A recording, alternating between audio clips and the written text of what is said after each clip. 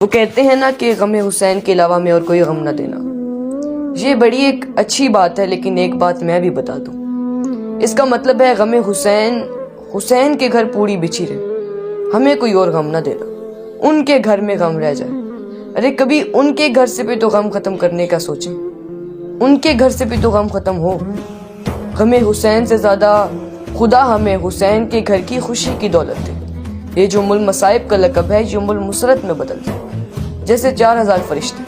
معصوم فرماتے ہیں کربلا میں آئے تھے امام مظلوم کا ساتھ دینے کے لیے، لیکن مولا نے فرمایا نہیں، ہمیں تمہاری نصرت کی ضرورت نہیں. تم ہمارے مقصد سے واقف نہیں، ہمارا مقصد کچھ اور ہے، تم ہمارے مقصد سے واقف نہیں. لیکن انہوں نے ایک اجازت مانگی تھی مولا سے.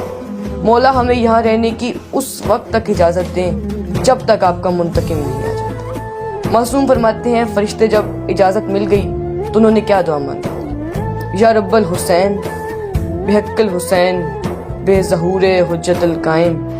اے حسین کے پاک رب، حسین کے صدقے میں حسین کے زخمی جگر کو شفا دے مہدی کے ظہور سے. اتنی بڑی دعا، حالانکہ حقیقت کچھ اور ہے.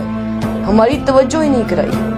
ہمیں بس یہ بتایا گیا کہ یہ ایک مجلس ہے، ذاکر پہنچ گیا، پڑھنے والے ہیں پڑھنے والے ہیں سننے والے ہیں. پڑھنے والے نے پڑھا، سننے والوں نے سنا، لنگر کیا اور سب اپنے پیسے لے گئے. پڑھنے والا اپنے لے گیا، پڑھانے والے نے اپنے لیے دعائیں اکٹھی کر. میرا یہ سوال ہے، حسین کو کیا ملا؟ حسین کو کیا ملا؟ 3 دن کا جلسہ، 10 گھنٹے کی مجلس، حسین کو کیا ملا؟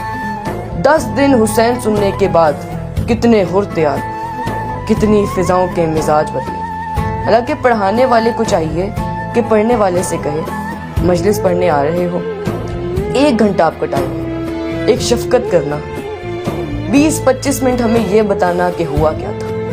ہم جس دور میں پیدا کیے گئے ہیں اس دور کی ذمہ داریاں ہمیں بتانا. ہمیں یہ بتانا کہ ہم نے حر کیسے بننا ہے، ہم نے ابھی ابن مظاہر کیسے بننا ہے.